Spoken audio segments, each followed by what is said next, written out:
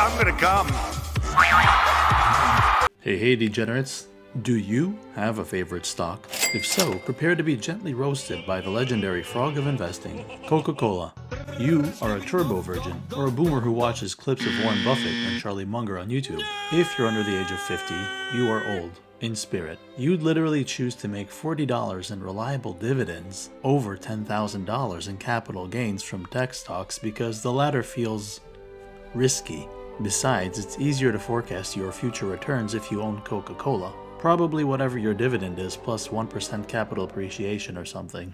But at least you're not a total pussy who puts their money in a high-yield savings account. And if you are, I will find you. Nvidia. You're a normie investor who doesn't know anything about finance or accounting.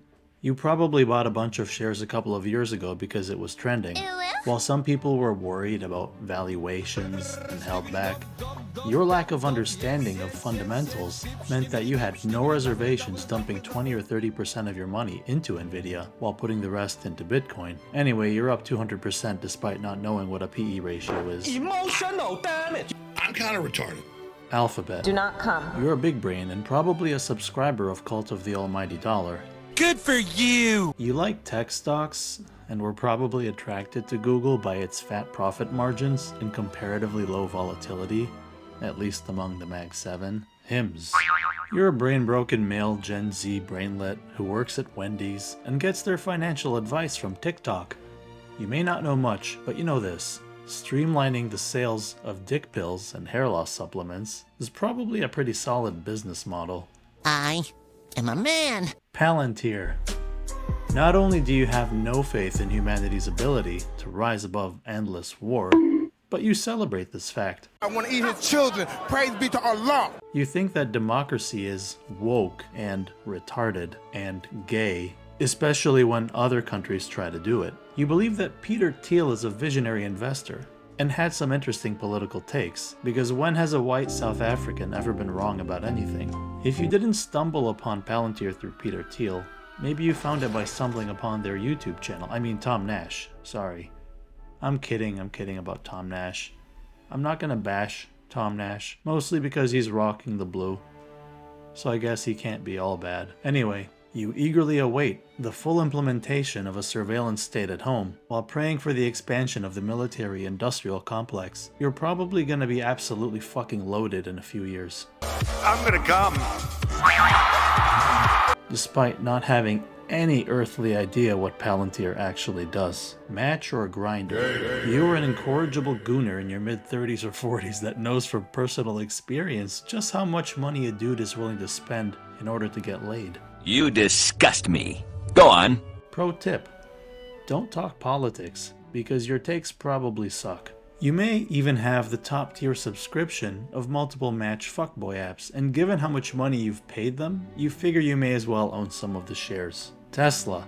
You're one of two people. Go fuck yourself. Either someone who hasn't seen my video about Tesla and doesn't realize that Waymo and most of the Chinese car makers have already figured out FSD, or you literally believe that Elon Musk is a top-tier gamer while running 3 large companies and also designs the rockets himself. In other words, you're like, stupid. Apple, you think you're better than everyone. Oh, yeah. Because you are. Microsoft.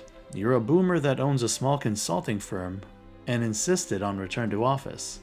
Your idea of DEI is hiring one woman, a blonde college intern, that you use to book boozy client lunches and help you open PDF files. Good luck with your sexual harassment lawsuit, by the way. Amazon. Oh, Amazon. The behemoth that redefined our understanding of what was possible or rational logistically. Need a box of paper clips delivered same day to your house? With the click of a button, now you can trigger a Rube Goldbergian tidal wave of mechanized human agony at a nearby warehouse. From here, a worker sprints to pick your product, after which it gets packed, sent to a staging facility, where it then gets loaded onto a truck, where another human drives this $2 package and drops it off directly at your doorstep. And you, of course, don't even pay shipping because of your Amazon Prime membership. This is insane. This should not exist, but it does. And it would seem that we're all too spoiled to ever go back now. So before you go to bed tonight, be sure to send out a heartfelt thank you to our patron saint of e-commerce. Bless you, Jeffrey Bezos, for making the world a more interesting place, I guess. Let's go with that. Anyway, if Amazon is your favorite stock, it probably means that you are vehemently against any sort of workplace wellness or safety regulations. I didn't go to Vietnam just to have pansies like you take my freedom away from me. You went to Vietnam in 1993 to open up a sweatshop. Because your entire position in Amazon hinges upon the humans under its jurisdiction existing in a near mechanized state of being. Cry on your own time, Rebecca. And with that, let me know if your favorite stock made the list. Any others you'd like to add? Let me know in the comments. Thanks for watching, and an extra special thank you to my Patreon and YouTube supporters. Stay safe out there, friends, and I'll see you in the next one. Bye for now.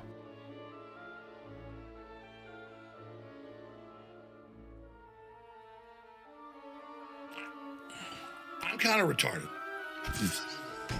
In that. No. That's going to be a soundbite. They're going to put that to mariachi music.